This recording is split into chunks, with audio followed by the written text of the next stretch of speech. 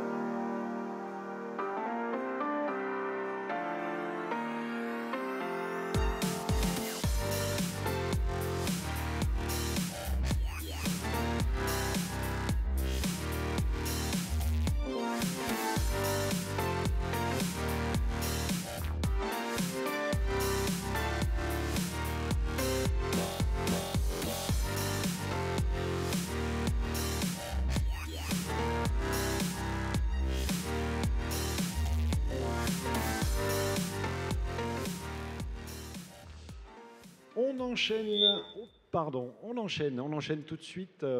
Une nouvelle keynote, comme je vous l'ai dit, une journée intense en participation de haut niveau avec, après Twitter, donc maintenant Trusted Shops, qui va nous faire une présentation sur l'avis client et ensuite une table ronde avec ses invités. On ne va pas perdre de temps, je vais tout de suite inviter Jean-Marc Noël, son président fondateur, à me rejoindre sur scène. Et bonjour Jean-Marc. Bonjour. Tu as la zapette, Merci. tu as le micro, tu Super. as de l'eau. Formidable. À toi de jouer. À nous de jouer, très bien. Eh bien, bon après-midi à tous. Je suis Jean-Marc Noël. Je suis le fondateur de Trusted Shops. Alors, j'ai fondé Trusted Shops en Allemagne. Alors, certains me disent, mais pourquoi en Allemagne? Ben, mon histoire commence il y a plus de 25 ans en Allemagne, quand je suis arrivé, et en fait complètement par hasard. Et qu'est-ce qui s'est passé il y a 25 ans? Ben, il y avait ça. C'est-à-dire que je suis arrivé le 9 octobre 89, et un mois après, le mur tombait à Berlin. C'était fantastique. C'était véritablement... ce midi, je discutais justement avec nos témoins. C'était une situation où on pouvait sentir vraiment la liberté se développer. C'est certainement une des raisons pour laquelle je suis resté en Allemagne. Et ça a aussi une implication sur pourquoi j'ai créé Trusted Shops comme société en Allemagne et maintenant en Europe. Alors, qu'est-ce qu'on fait avec Trusted Shops? Quelle est la mission?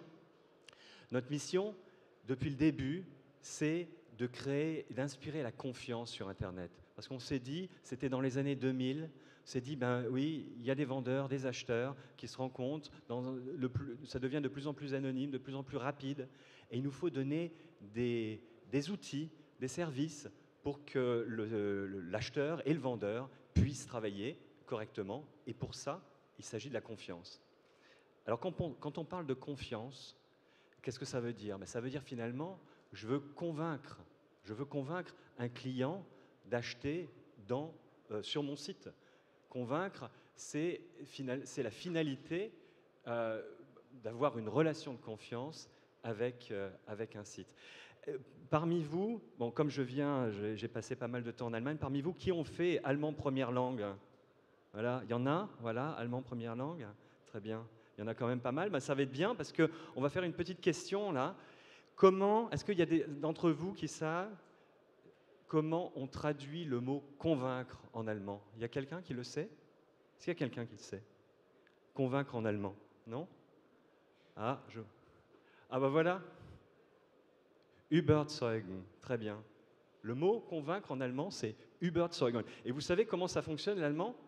C'est un peu comme le Lego. Vous avez des phrases, des mots que vous pouvez constituer avec plusieurs mots. Et ce mot überzeugen, eh bien, il y a deux mots dedans. Il y a Uber, ça n'a rien à voir avec les taxis ou les choses comme ça. C'est Uber, ça veut dire à travers, sur. Quand je passe sur le pont Über die Brücke, voilà. Et puis Zeugen, eh bien, ça veut dire quoi? Ça veut dire le témoin. Zeuge, c'est le témoin en allemand. C'est-à-dire que convaincre en allemand, c'est à travers le témoin. C'est-à-dire qu'on savait très bien depuis des années que la meilleure façon de convaincre, eh bien, c'est d'avoir des gens qui vous disent que ça fonctionne bien, que ce sont des témoins. Et c'est la raison pour laquelle, dans Trusted Shops, eh bien, l'une des choses, un service important qu'on donne, c'est une plateforme d'avis client validée. On travaille d'ailleurs avec l'AFNOR en France, parce que pour nous, les avis, c'est très important. Les avis authentiques sont très importants. C'est très simple à utiliser. Aujourd'hui, dans le monde entier, on a plus de 30 000 clients qui utilisent cette plateforme et qui génèrent plus de 10 millions d'avis par an environ, et dans une tendance largement croissante. Donc, ces avis, eh bien, comme je disais, ils sont générés par maintenant beaucoup de clients. Alors, Trusted Shops aujourd'hui, c'est quoi? C'est 350 personnes qui sont dédiées à ça. On est présent dans 12 pays, on est foncièrement européen et on a plus de 30 000 sites qui utilisent ce système pour générer la confiance, notamment avec les avis clients. Alors cette année, c'est formidable parce que après des années en Allemagne, je viens d'implanter Trusted Shops en France. Et voilà, on est implanté là. Est-ce que vous reconnaissez? Il y a quelqu'un qui reconnaît ce que c'est? Oui. Oui, là. Ce que vous voyez, c'est la plus grande centre logistique d'Amazon qui est installé là où on s'est installé. Cette année, non seulement Amazon s'est installé, mais la ville dans laquelle on s'est installé est passée en première ligue. Donc ils étaient tous contents et ça ne s'est jamais vu. Donc c'était vraiment un temps supérieur. Et c'est à Amiens. Bon, Amiens, et je vous assure, la décision a été prise avant l'élection. Donc on est dans une situation où on est très content parce qu'on est présent en France et capable de donner complètement nos services aux clients français. Alors, ça fait quand même quelques années que je vois l'évolution de l'e-commerce, et je me suis demandé, quand on réfléchissait à la relation client, comment préserver sa relation client, et notamment dans le cadre de la confiance. Eh bien, il y a une chose qui m'est venue à l'esprit.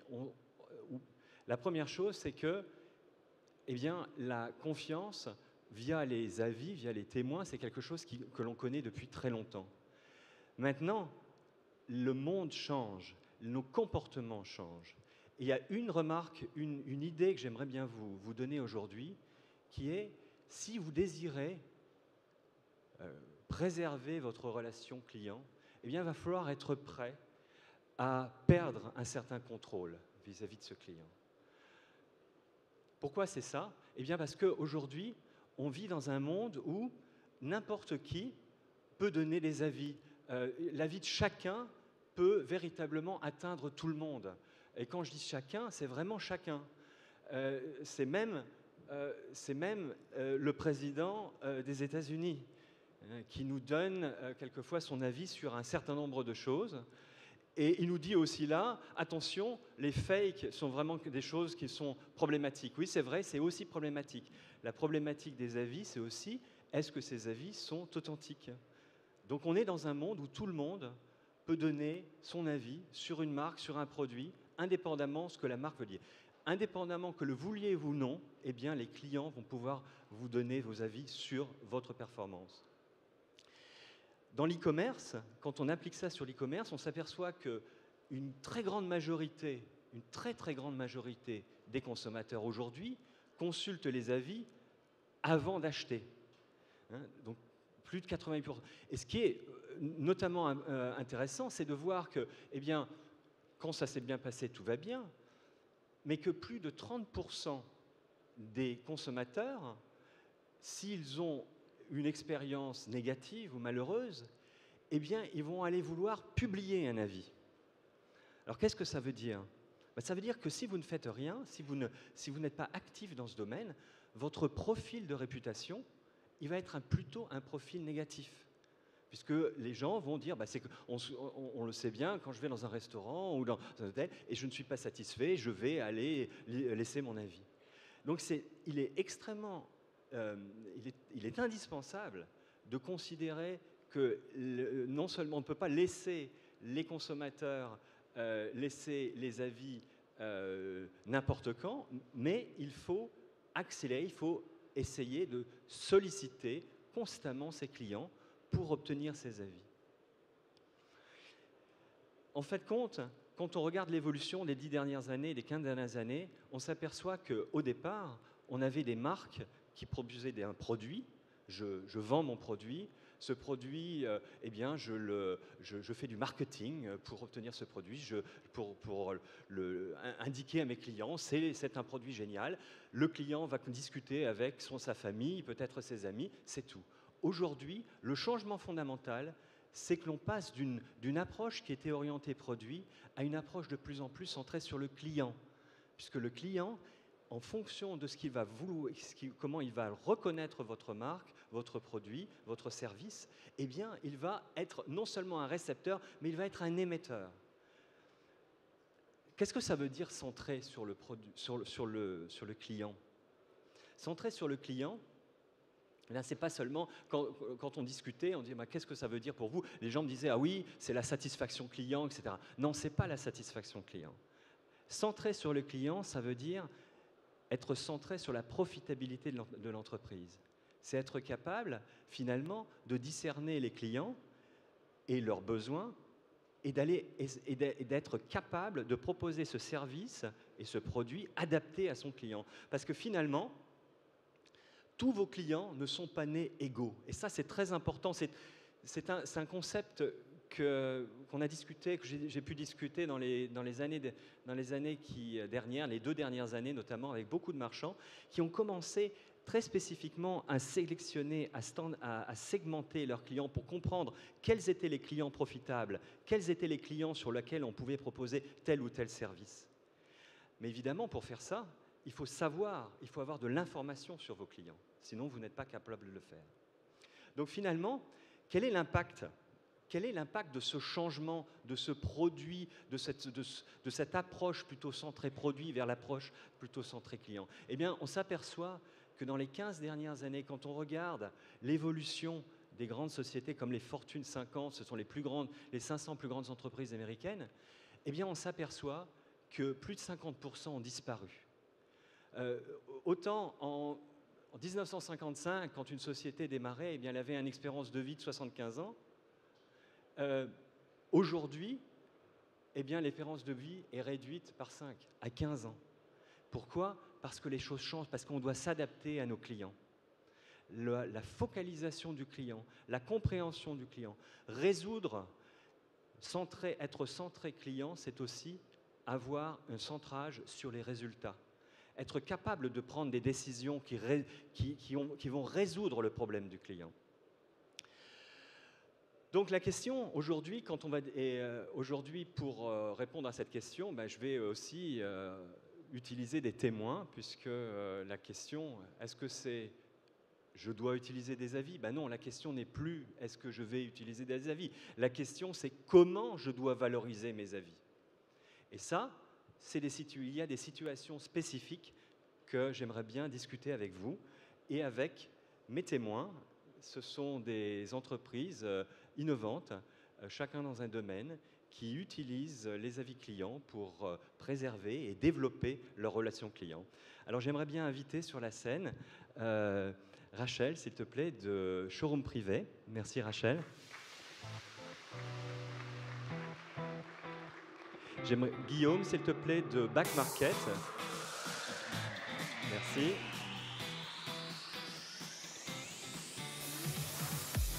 Emmanuel, le petit prince, sur la scène. Merci.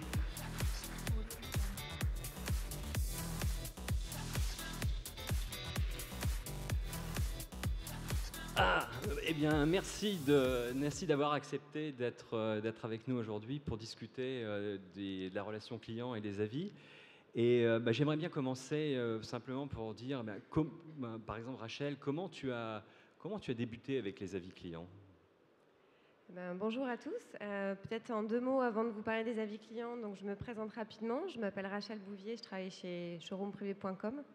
Donc, vous connaissez peut-être, qui est un grand site de vente privée sur Internet. Donc, on est présent dans 9 pays en Europe. On a 32 millions de membres et on a fait 750 millions de chiffre d'affaires en 2016. Donc les avis clients, comment la question est venue chez nous. Donc ça fait maintenant plus de 4 ans qu'on travaille avec Trusted Shop. Et notre problématique à l'époque était multiple. La première était de canaliser en fait les avis clients spontanés et négatifs, comme tu l'expliquais tout à l'heure, qu'on pouvait trouver sur les forums. Donc on avait cette volonté de prendre la main sur les avis, d'être plus proactif sur cette partie-là. D'une part. D'une autre, l'idée c'était aussi de valoriser ces avis comme moyen de réassurance auprès des membres. Donc en France, on avait il y a quelques années déjà une certaine notoriété, mais on s'est énormément développé à l'international, donc c'était très important dans ce contexte-là. Et puis, dans un contexte de forte croissance, Showroom Privé a grandi très vite. On a des taux de croissance entre 20 et 30% par an. Il y avait aussi cet enjeu d'avoir un KPI et un moyen de suivre la satisfaction client pour garder en fait l'avis et le client au cœur de l'entreprise. Ce qui était facile au départ quand l'entreprise était petite, puisque les services discutaient entre eux, on n'était pas nombreux, on pouvait facilement piloter la satisfaction client. En grossissant, on a vraiment ressenti le besoin de travailler avec un tiers pour avoir tous un langage commun entre les services pour que la voix du client soit au cœur des préoccupations de chacun. Très bien. Guillaume, pour Back Market, tu peux peut-être présenter aussi Back Market et puis comment tu es venu aux avis clients? Bonjour à tous. Back Market, c'est une place de marché qui a été lancée il y a bientôt 3 ans, dédiée à la vente de produits électriques et électroniques reconditionnés. Déjà d'entendre ce mot reconditionné, il y avait un premier challenge d'éducation, d'évangélisation et donc de création de confiance et de réassurance pour montrer aux consommateurs que c'était un service, une offre qui était sans risque, que les témoins validaient et qu'on pouvait s'y engager en pleine confiance. Donc c'était notre premier challenge qu'on avait identifié clairement et sur lequel on pourrait y répondre. La solution d'un tiers de confiance apparaissait très logique. Le deuxième élément, c'est comme je l'ai dit, comme on est dédié à la vente de produits reconditionnés, certes, mais à la vente de produits high-tech, électroniques, ça suscite beaucoup des questions, il y a beaucoup d'acronymes, de nouvelles technologies qui sortent.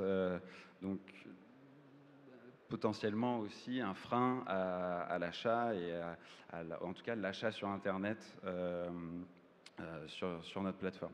Et enfin, le troisième enjeu, c'est que c'était un achat engageant. On est sur des paniers moyens autour de 300 euros, qui représentent quand même une somme. Et donc, il s'agissait de là encore, rassurer et de montrer aux nouveaux utilisateurs qui venaient sur le site qui pouvaient s'engager pleinement et nous faire confiance. Donc très naturellement, dès notre lancement, en fait, on a mis en place et on a collaboré avec Trusted Shop pour répondre à ces 3 enjeux-là, puisque on a vraiment comme volonté de placer le consommateur au centre de notre activité et comme principal vecteur de croissance aussi, de communication, d'en faire des ambassadeurs. exactement, la confiance. Le Petit Prince est connu. Manuel, explique-nous un petit peu la boutique et comment tu es venu aux avis clients. Alors bonjour à tous. Il est vrai que le Petit Prince est dans l'inconscient collectif, tout le monde connaît l'histoire. C'est le livre le plus traduit et le plus vendu au monde après la Bible, donc tout le monde en a entendu parler. Notre problématique était on fait du produit dérivé. On ne vend pas une œuvre littéraire, on vend du produit dérivé. Et notre clientèle est une clientèle plutôt sur le fin deuxième, début troisième âge. Donc c'est des gens qui ne sont pas forcément encore à l'heure actuelle très rompus à la commande sur Internet. Et on avait besoin vraiment de les rassurer dans la démarche d'achat. Parce que tous nos clients, effectivement, ils n'ont pas forcément l'habitude, c'est pas naturel pour eux d'aller acheter sur un site Internet. L'autre spécificité, c'est qu'aujourd'hui, on livre un peu plus de 80 pays. Et là aussi, il y a la problématique de est-ce que mon colis va arriver, est-ce que mon colis sera bien emballé, ainsi de suite. Donc des choses très pragmatiques. Gagner la confiance du client par rapport au service qu'on propose. Donc nous, on voulait vraiment lever cette problématique-là sur ces deux axes qui sont l'aspect purement logistique, parce que je vais envoyer un mug Petit Prince au Nicaragua. Mon client au Nicaragua, il faut qu'il sache, en ayant vu les avis clients, que globalement, le colis va arriver en temps, en heure et en bon état. C'est la première des choses. Et la deuxième des choses, c'était, comme il y a des gens pas très rompus à l'usage d'Internet, donner son numéro de carte bleue, c'est un acte qui n'est pas naturel pour eux sur Internet. Et donc, on avait besoin de les rassurer en disant, rassurez-vous, c'est un site de confiance, il n'y a pas d'arnaque derrière ou quoi que ce soit. Donc voilà, c'était nos deux objectifs principaux. Vraiment créer de la réassurance sur ces deux thématiques-là, la logistique et la confiance en le service. Ok, oui, c'est très... Alors, la confiance, réassurer, les avis, bon, mais il faut quand même les gérer aussi, les avis, puisque, et notamment quand je pense à toi, Rachel, avec Showroom Privé, vous générez beaucoup d'avis. Comment tu fais pour gérer les avis? Comment Showroom Privé fait pour gérer les avis? Est-ce que c'est simple? Non, c'est pas évident. Effectivement, chez Showroom Privé, on génère presque 50 000 avis par mois. Donc il y a une problématique, on va dire, d'industrialisation du traitement de ces avis. Donc actuellement, c'est le traitement des avis fait au service client. Et les problématiques qu'on a, c'est est-ce qu'il faut répondre à tous les avis? Quand on recontacte le client, si on le recontacte, comment on fait pour lui apporter une réponse à son problème? Parce qu'on n'a pas toujours la réponse adéquate. Si c'est un problème qui est lié au produit, nous, on vend des marques qui ne sont pas les nôtres. Donc, on a cette notion de tiers de confiance. Un problème sur la livraison, il faut aussi qu'on puisse lui apporter une solution. Donc, il y a une vraie problématique de qualité de la réponse et de volume à traiter, donc, qui est plutôt géré au service client et sur lequel on travaille aussi pour faire face à ces problématiques-là. C'est-à-dire que chez vous, le service client intègre finalement les réponses aux avis, c'est ça? Exactement. C'est ça. Il y a une cellule qui est dédiée au traitement des avis Trusted Shop. D'accord. Et pour toi, Manuel, sur le Petit Prince, comment tu gères les avis aujourd'hui? Chez nous, c'est exactement la même manière. C'est le service client qui s'en occupe parce que c'est très naturel pour nous que ce soit le service client qui soit en charge de ça. C'est les personnes qui ont la vision à 360 sur la problématique. Trusted Shop est un bon outil pour capter des choses qu'on ne verrait pas par ailleurs, en fait. Souvent, le service client était contacté sur des problématiques très particulières. Les fameuses questions « Where is my order ?» celles qu'on a tous les jours. Mon colis n'est pas encore arrivé. Donc, c'est des problématiques qui sont très faciles à répondre. Par contre, on s'est rendu compte qu'à travers les avis clients, on collectait beaucoup plus d'informations sur « Ah, je suis déçu de la qualité de ce produit ». Donc, le produit est bien arrivé chez le client, mais par contre, le client est déçu. Et ça, c'est des choses qu'on ne captait pas à travers le service client à l'heure actuelle. Et donc, c'est vrai que la notion d'avis permet de déceler des problématiques supplémentaires et derrière, nous permet de réagir de manière proactive, donc soit en informant et en travaillant directement avec les fournisseurs, mais également en agissant directement de manière proactive avec les clients qui auraient soumis cet avis, en leur proposant différentes choses, un remplacement produit, un bon d'achat ou peu importe, quoi. Mais c'est des choses à travers lesquelles on serait totalement passé au travers par le passé. Et aujourd'hui, ça nous permet de lever en fait des problématiques un peu plus précises qui ne nécessitent pas l'appel du service client, mais qui du coup nous permet de renforcer la proposition de valeur et le réengagement client à travers ces petits détails. Et donc, c'est tout naturellement que ça transite vers le service client. Bon, Guillaume, Back Market est une marketplace. Donc là, comment tu gères les avis et quels sont les challenges qui sont liés avec finalement la relation client? On en a parlé. Je m'identifie à Back Market, oui, mais c'est une marketplace. Comment ça fonctionne? Alors d'un point de vue opérationnel, on a l'air d'être organisé de la même façon puisque c'est également géré par notre service client dans l'aspect communication, réponse, puisqu'on s'oblige à répondre à chacun de nos clients, que c'est également un vecteur très très important pour découvrir de nouvelles infos pour eux par rapport aux clients qu'ils peuvent avoir au téléphone ou par contact mail. On a 2 autres challenges nous en plus, puisque donc on traite avec des marchands et de plus en plus, et on les utilise. On utilise tous les avis qu'on est capable de récolter grâce à Trusted Shop, en rattachant tous ces avis à chacun des marchands pour plus ou moins les accompagner, les faire s'améliorer et surtout conditionner l'offre sur le site en fonction de ces retours clients via Trusted Shop. Donc ça nous aide à piloter la qualité de l'offre sur la place de marché. Ça nous aide également dans nos activités marketing, puisqu'on peut les utiliser autant sur Google que sur Facebook.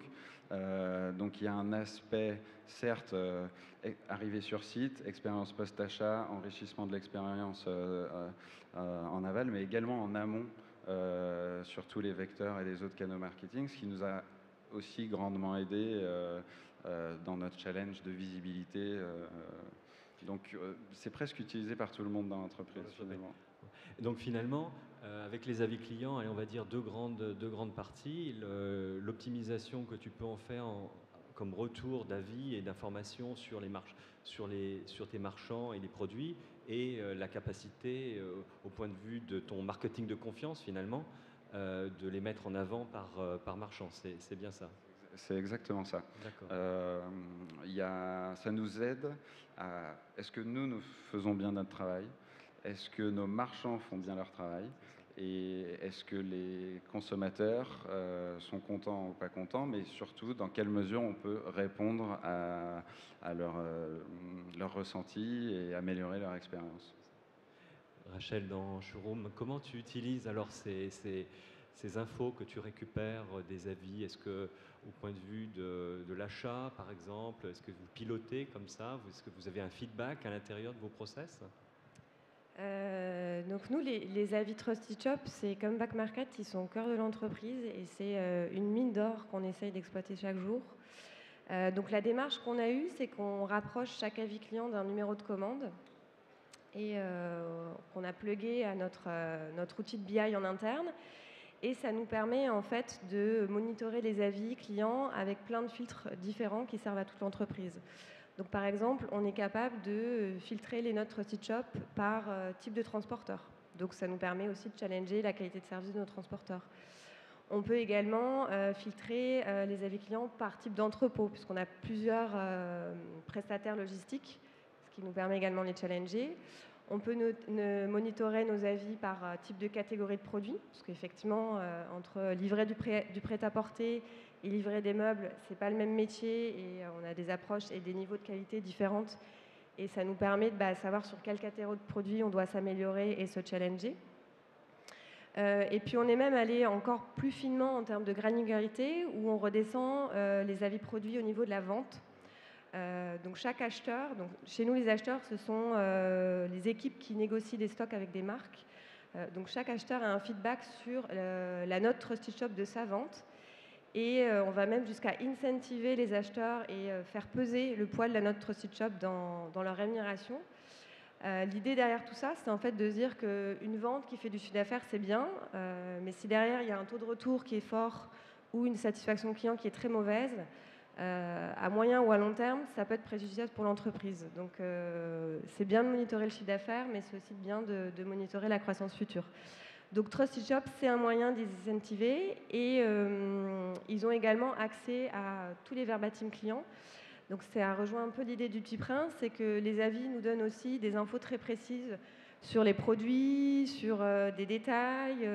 Et ça, pour un acheteur qui challenge son fournisseur, ça lui donne beaucoup d'éléments concrets et de retours produits sur les choses à améliorer. Donc voilà, je dirais que ça nourrit vraiment toute l'entreprise et on a eu des choix assez forts sur l'influence que peut avoir ces notes-là dans l'entreprise. C'est finalement un KPI pour vous, enfin un indicateur important pour gérer votre relation client et aussi savoir quels sont les types de produits que vous allez acheter et comment vous allez, de manière optimale, attaquer votre marché, si je comprends Exactement. Et sur quoi on doit s'améliorer, sur quoi on est bon et c'est bien, Ok. et Ok. sur quelle autre partie on doit améliorer la qualité de service ou les produits. Manuel, c'était facile d'intégrer les avis clients techniquement, etc. Comment ça s'est passé? Alors, moi, je suis utilisateur du moteur PrestaShop, en fait, qui alimente le site. Et c'est vrai que l'implémentation a été vraiment facile, hein. C'est un module à télécharger, à installer, et globalement, vous commencez à recueillir des avis clients. Ce qui a été pas mal en plus pour créer de la confiance, on est obligé d'avoir assez rapidement beaucoup de volume de notes qui rentrent. Et là, avec une solution, on peut taper dans son historique de vente pour re-questionner toutes les ventes faites même avant l'installation du module. Et donc, ce qui est vrai qu'en l'espace de 10 jours, on avait récolté 300 ou 400 avis clients qui vous permet du coup d'avoir une marque, enfin un indice ou une notation relativement haute et assez qualitative avec tout de suite beaucoup d'avis. Donc ça, c'est vrai que ça a été implémenté. Le projet, entre le moment où on l'a signé et le moment où il était implémenté, il s'est passé quoi, 15 jours, grand maximum, je crois, hein. Donc c'est vrai que la mise en place a été vraiment rapide. C'était simple. Guillaume, explique-nous un petit peu Back Market au démarrage et comment ça s'est passé Parce que je crois que pour vous, sur la marketplace, c'était très important de créer la confiance, et tu l'as dit tout à l'heure. Donc vous avez certainement commencé dès le départ avec ce genre de choses. Comment ça s'est passé? Alors, on a commencé dès le départ, oui, comme je l'ai dit. Ça s'est passé de façon très simple. C'est vraiment du plug and play, comme on a l'habitude de le faire maintenant, en posant un simple bout de code. On commence à très facilement récolter les avis, à retranscrire ces notes-là via le badge, dépendamment de notre choix. Où dans le site et sur quelle page. Donc c'était très simple, entre le début de la prospection, les discussions et la mise en ligne, il a dû se passer peut-être 10 jours. Donc très rapide d'implémentation, et ça a été d'autant plus important que oui, on a fait, étant une start-up, très forte croissance, on va toujours vite, on est test and learn tout le temps, et vis-à-vis de ça, votre service, cette solution-là, s'est avérée parfaite pour nous et facile à déployer. Et c'est ça qu'on recherchait, d'autant plus qu'on a été vite à l'internationalisation. On est maintenant présent sur 5 pays, en plus de la France, l'Allemagne, l'Espagne, l'Italie, la Belgique. Et on le sait, les pays les consommateurs dans ces différents marchés-là ont des habitudes de consommation certes différentes, mais surtout des facteurs de réassurance relativement différents, notamment en Allemagne où ils sont très sensibles à ces notions-là. Et donc dans l'optique de pénétrer un pays, de déployer notre service là-bas, c'était une condition sine qua non pour se lancer, et la capacité de déploiement, la rapidité d'exécution a été déterminante dans notre choix et a fortement contribué au succès et au déploiement de l'Allemagne notamment. On a fait d'ailleurs des tests avec et sans. Il s'est très vite avéré que c'était mieux avec. Alors, mais c'est quoi donc le futur de Back Market? Comment tu vois ça dans le développement, notamment ce qu'on disait, le centrage sur les clients? Tu as N marchands sur ta plateforme. Qu'est-ce que tu envisages pour le futur? D'un point de vue expérience client oui. au centre, ce que je peux vous partager déjà tout de suite, c'est que nous, on met la qualité, on appelle ça qualité chez nous au centre, l'expérience client étant une composante de la qualité, les marchands en étant une autre, etc. Et nous, on voit vraiment la qualité comme le facteur de viabilité, de pérennité de back market, mais indirectement du reconditionné. Et donc il y a beaucoup de projets là en ce moment sur lesquels on discute et qui vont sortir, qui visent à renforcer ça, que ce soit dans la récolte, dans la granularité des indicateurs qu'on va pouvoir récolter pour enrichir l'expérience de tous les services. Ça va passer aussi par... je ne peux pas tout partager aujourd'hui, mais... Un petit peu quand même. un petit peu. On est en train de travailler sur l'API avec vous pour davantage automatiser et commencer à créer limite ce qu'on appelle l'ambassadeur programme chez nous, pour qu'on ait même non plus nos marchands ou notre service client qui répondent aux avis, mais des clients fidèles qui sont capables de parler de l'expérience à d'autres clients. Et donc c'est de mettre le client au cœur du client, c'est encore d'aller plus loin là-dedans. Et on se base beaucoup sur Trusted Shot pour nous aider à faire ça. Et pour toi, Rachel, finalement, quelles sont les leçons que tu as tirées de tout ça, parce que ça a été une démarche qui a été faite, qui a duré quand même quelques temps pour arriver là où vous êtes. Quels sont, dans l'audience, quels sont les thèmes vraiment fondamentaux sur lesquels quelqu'un doit se concentrer pour quelqu'un qui, comme showroom privé, obtient quand même beaucoup d'avis et beaucoup de contacts? Oui, effectivement, nous, on génère beaucoup d'avis. Alors, les conseils que je pourrais donner, ou les questions qu'on se pose, c'est comment, dans une problématique de croissance, parce qu'on grossit encore beaucoup, on arrive à maintenir la même qualité de service. On parlait de qualité tout à l'heure, et nous, on a aussi fait cette démarche-là de mettre la qualité au centre de l'entreprise, et on a créé même récemment une direction qualité, qui est du coup...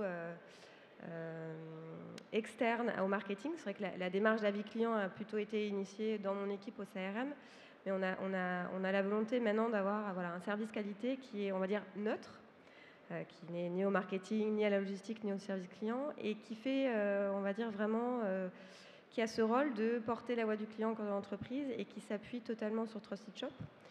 Et je trouve que cette démarche est intéressante parce que ça permet d'avoir vraiment une mission qui est externe, qui n'est pas attachée à un service, donc pas partie prenante. Donc nous, l'enjeu, il est là, de continuer à grossir, de maintenir cette qualité, et puis d'aller encore plus loin dans le traitement des avis. J'en ai parlé tout à l'heure, on a une problématique de volume. Donc on se pose aussi des questions de traiter des avis clients différents en fonction du profil client. Donc c'est comment je réponds à un client qui est premium et qui passe 10 commandes chez moi par an. Donc pour un peu plus rapprocher les avis clients et notre CRM et avoir des traitements plus différenciés. Et finalement, avoir la capacité de vous adapter en fonction de votre client et de faire des propositions spécifiques sur le client, tout en ayant un nombre d'informations plus importantes que vous avez aujourd'hui peut-être. Exactement. Et puis il y a aussi une logique de coût derrière, c'est-à-dire que pour un client qui a une forte valeur, peut-être que je vais avoir un appel sortant, ce qui a un certain coût pour l'entreprise, mais je me dis que ça vaut vraiment le coup de le rappeler, de comprendre son problème et de l'avoir au téléphone. Pour un client qui a peut-être une plus petite valeur, je vais traiter le problème par mail. Comme on est dans des problématiques de volume, la notion de coût et de solution qu'on va apporter derrière a forcément une importance pour nous. Tout à fait. Manuel, tu me disais que tu vends dans beaucoup de pays. Tu as aussi des clients différents. Comment tu réagis par rapport à ça et quelles sont peut-être les petites anecdotes que tu as pu collecter au cours de ces années?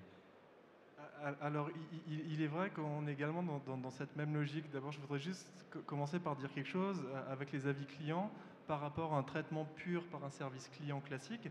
C'est que les clients disent beaucoup plus souvent quand ils sont contents. Et c'est vrai que ça, ne serait-ce qu'à l'interne de l'entreprise, avoir un feedback positif, on n'en a quasiment jamais en dehors. Sinon, vous faisiez une vente, le produit était livré, ça s'arrêtait là. Maintenant, vous avez les clients, déjà, ils vous disent « je suis content ». Et déjà, ça, ne serait-ce qu'en termes d'ambiance interne, c'est quelque chose d'assez sympa.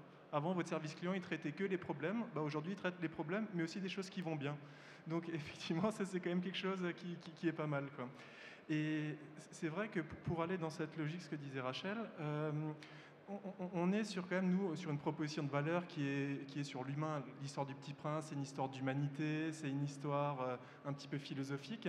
Et au début, quand on a commencé, on faisait, on va dire, de l'e-commerce classique. Un client nous contactait par email, on lui répondait par email. Ok, c'était sympa. Mais après, on s'est dit, en voyant les avis clients, on s'est dit, mais en fin de compte, il y a des gens derrière tout ça. Il y a des émotions, il y a des attentes, parce que c'est un cadeau de baptême, c'est un cadeau de naissance, enfin, c'est pour des événements forts de la vie que les gens viennent passer une commande chez nous. Et donc, en fait, on a un petit peu changé notre manière de faire, et c'est-à-dire qu'on utilise beaucoup plus le téléphone en appel sortant pour régler les problèmes. En gros, vous avez un client qui nous sollicite soit directement sur un avis client négatif ou à travers le service client de manière directe, mais on aura tendance à l'appeler directement pour régler, déjà qu'il se rende compte qu'il y a un humain derrière ce service qui est là pour régler son problème, qu'on a bien une considération pour lui. Et c'est vrai que du coup, ça réhumanise toute la relation en fait dans la chaîne de valeur qu'on peut avoir. Et ça, c'est vrai que si on n'était pas passé par les avis clients, je pense qu'on n'en aurait pas forcément pris conscience aussi rapidement. On y serait sûrement arrivé à terme, mais du coup là, ça nous a vraiment forcé à dire, c'est vrai, ça nous a fait prendre du recul en disant, c'est des gens qui commandent chez nous, qui nous font confiance pour une occasion particulière, on n'a pas le droit de les décevoir. Et en partant de ces principes-là, on s'est reposé les bonnes questions et du coup, le téléphone est devenu notre premier vecteur de contact sortant, en fait, beaucoup plus que l'email, en fait, quoi. Est-ce qu'on peut dire que les avis clients, finalement, dans toute votre démarche, ça a été un facteur qui vous a aidé dans votre transformation, dans la culture, en prenant vraiment compte que, eh bien, il fallait être centré sur le client et vraiment comprendre ses besoins? Est-ce que c'est ça? Est-ce que ça vous a aidé aussi dans la transformation? Parce que je suppose, notamment dans le showroom privé, peut-être dans une start-up un peu moins, mais il y a des challenges dans l'organisation, dans la compréhension, dans comment faire comprendre à tous vos collaborateurs que c'est important. Est-ce que ça vous a aidé dans cette dimension? Comme tu l'évoquais, ça nous a aidé. On s'y est même, enfin, c'est une de nos valeurs. Donc, on l'a inscrit dans notre ADN. On a envie de parler à des gens, de parler à des humains, pas voir des porte-monnaies en face. Donc on a envie de dialoguer, d'avoir des attentions particulières. Et c'est vrai que ne serait-ce que pour l'attitude interne, faire changer les mentalités sur la perception, d'inscrire ça, ça a été déterminant. Ça a été déterminant, et on le sait, parce qu'on a ces retours clients. Et c'est comme ça qu'on se rend compte de la pertinence de nos actions. C'est que les clients nous le disent, et ils aiment nous le dire. Ils aiment nous dire également que les petites attentions qu'on peut faire en dehors du cadre, l'appel sortant étant aux yeux de certains consommateurs déjà quelque chose d'un peu surprenant et qu'ils aiment recevoir. Nous, on va parfois vers des cadeaux personnalisés, etc. C'est autant d'attention que les gens, que les individus aiment avoir, c'est différent. Et tout ça, c'est parti de la réflexion qu'on a pu avoir autour du client et autour des avis, parce que, en fait, avis client, certes, mais c'est de la discussion client. Et dans ce sens-là, ça nous a certes aidé, mais c'est vraiment dans notre ADN. C'est dans votre ADN de tout ça. Bon, alors finalement, Rachel, comment tu préserves la relation client dans tout ça? Comment on préserve la relation client? C'est un enjeu de tous les jours. Donc je disais un peu tout à l'heure, on la préserve en essayant de sensibiliser tout le monde. Donc les avis Trusted Shop ont cette vertu-là de porter la voix du client dans chacun des services, parce que ça donne une donnée qui est accessible et lisible par tout le monde. Ça passe par un service qualité qui est garant de cette qualité de service et qui a ce rôle de défendre les clients. Et puis, au-delà de l'avis client, c'est un peu aussi dans une démarche de stratégie d'entreprise où, au-delà de l'avis sur une commande ou une qualité de service, on écoute aussi nos clients sur la manière dont nous, on doit évoluer pour toujours répondre à leurs attentes. Donc comment on fait évoluer notre plateforme, nos produits, quelles marques ils attendent chez nous. Voilà. Donc c'est aussi écouter leurs besoins futurs et faire évoluer notre marketing, notre produit pour répondre à leurs attentes. Oui, voilà. Pardon, je vais essayer de On pas a faire un du petit peu de Marcel temps. pour une deuxième fois. Voilà. Merci à vous quatre, merci Jean-Marc pour cette table ronde très intéressante. On va passer maintenant aux questions-réponses. Alors on a parlé de confiance, d'avis, de relations clients, très compliqué aujourd'hui avec toutes ces nouvelles technos, tous ces nouveaux supports, ces nouvelles plateformes. Vous avez évoqué beaucoup de choses ensemble. Alors je vais demander au public qui a certainement des questions à poser de lever le bras quand vous en avez une. Alors je scrute. Allez-y, hein, faut pas avoir peur, ça va bien se passer. Vous n'avez pas d'avis? Faites-nous confiance. La relation va être excellente. Voilà, mademoiselle. Levez-vous, s'il vous plaît. Et si vous pouvez vous présenter, ce sera encore mieux. Bonjour, donc je m'appelle Tamar, je travaille chez Wifix, réparation des smartphones et vente de durée conditionnée aussi. Donc, peu concurrent de Back Market. Donc, la question que j'avais, il y a beaucoup de services comme les vôtres. Il y a Avis Vérifié, Trustpilot, Trusted Shops, il y en a vraiment beaucoup. Donc, c'est quoi vraiment votre point fort?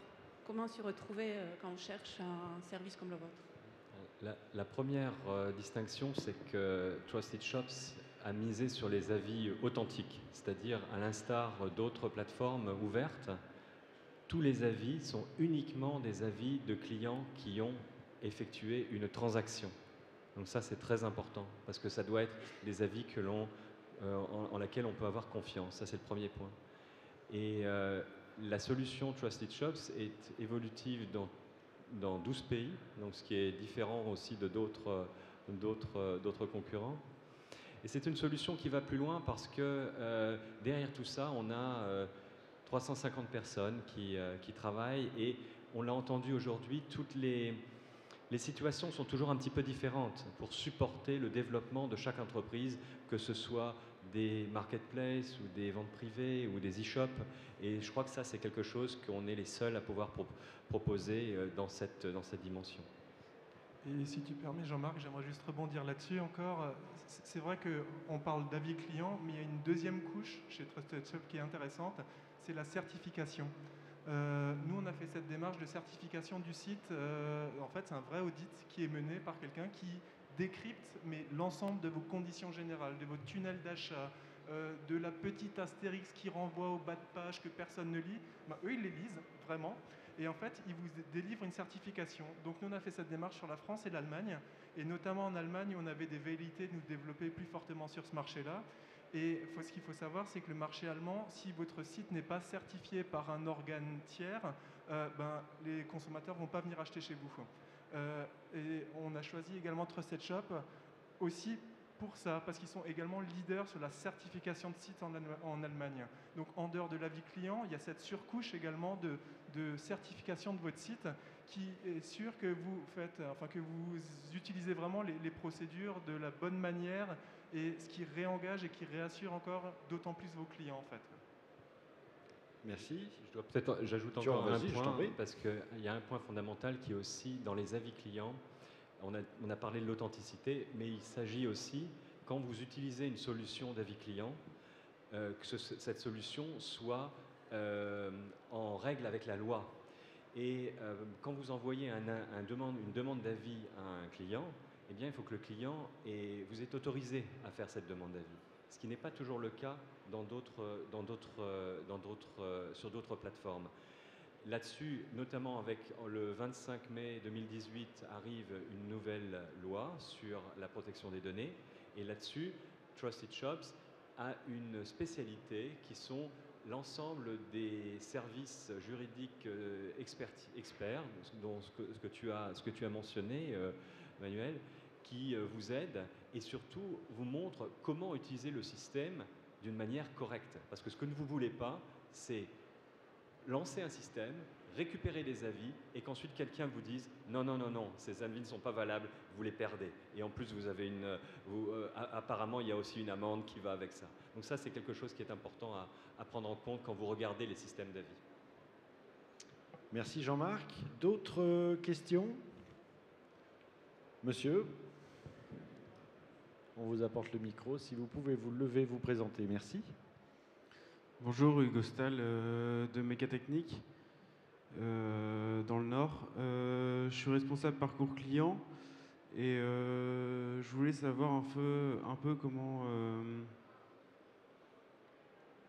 comment vous vous différenciez en fait des avis Google, des avis Trusted Shop, parce qu'on est déjà on est déjà client de Trusted Shops.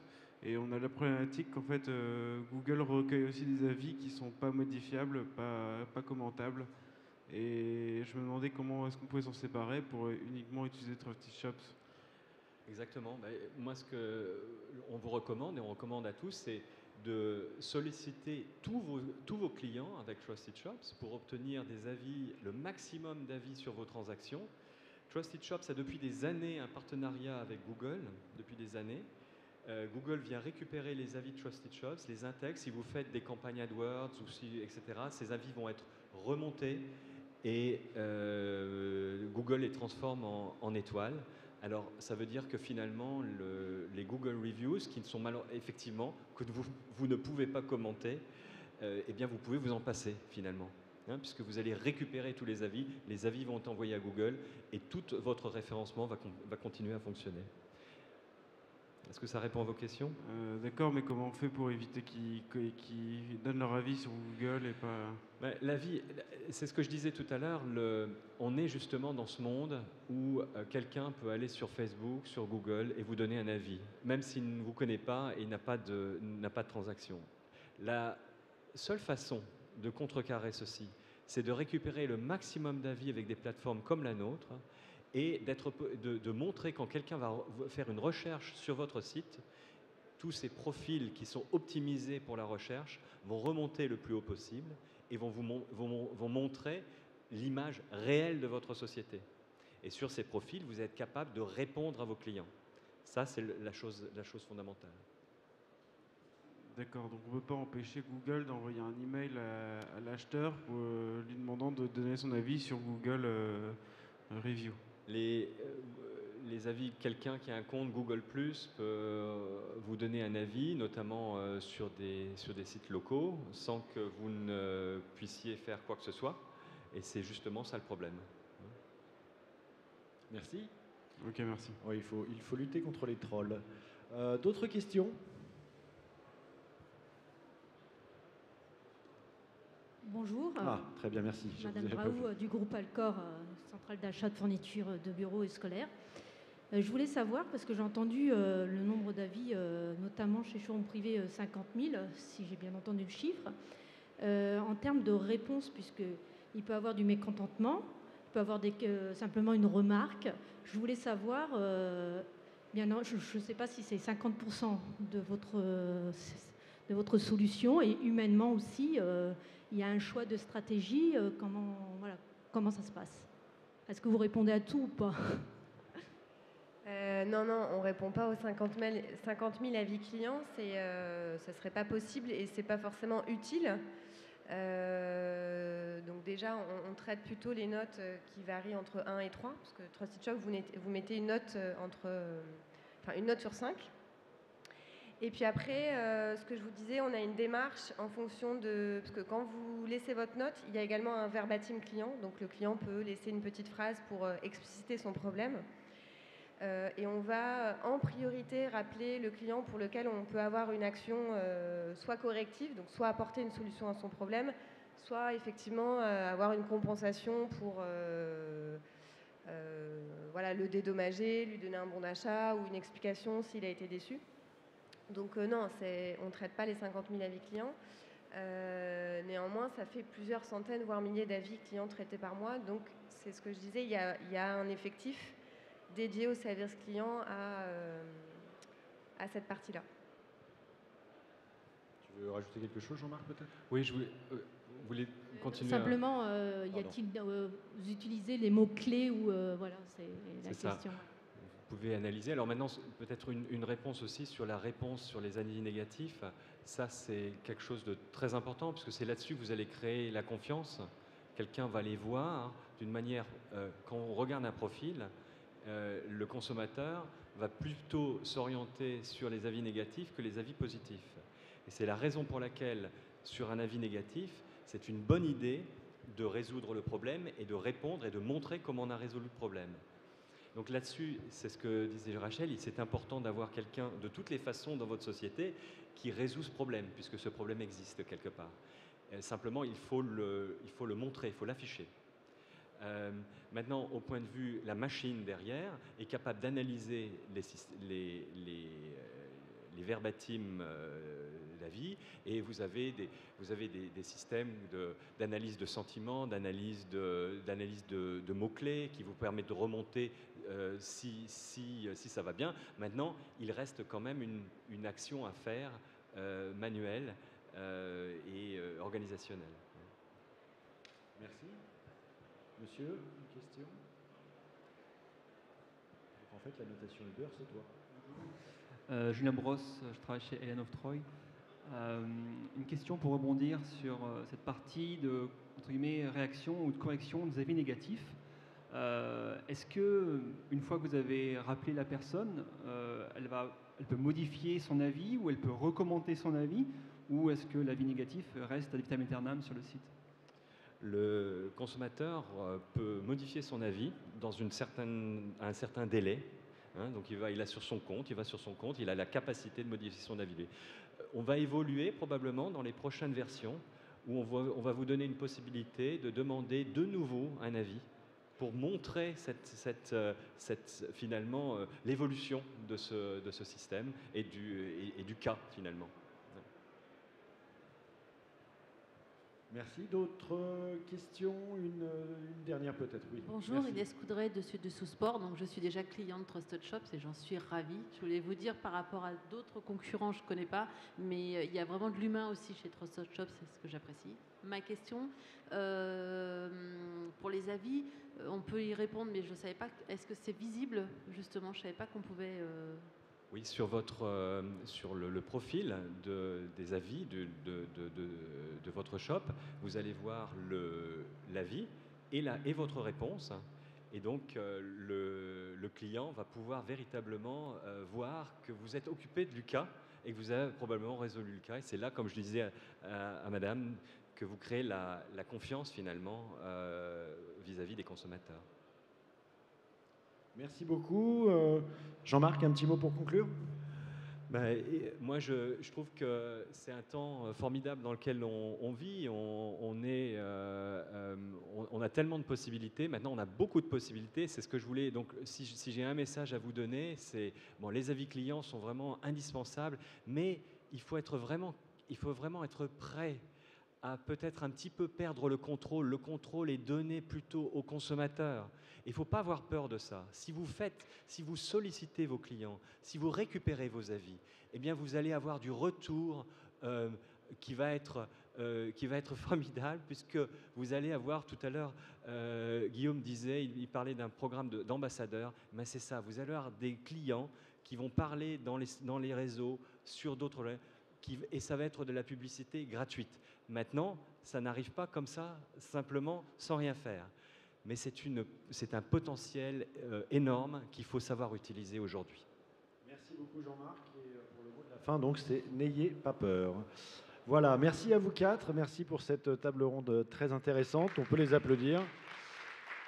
On va enchaîner tout de suite avec une keynote en head-to-head de MR6. Pour ceux qui souhaiteraient avoir le casque pour la traduction, parce que cette keynote sera en anglais, donc vous pouvez vous équiper à l'entrée de la salle et sinon pour sortir c'est au fond, tout au fond. La sortie est indiquée.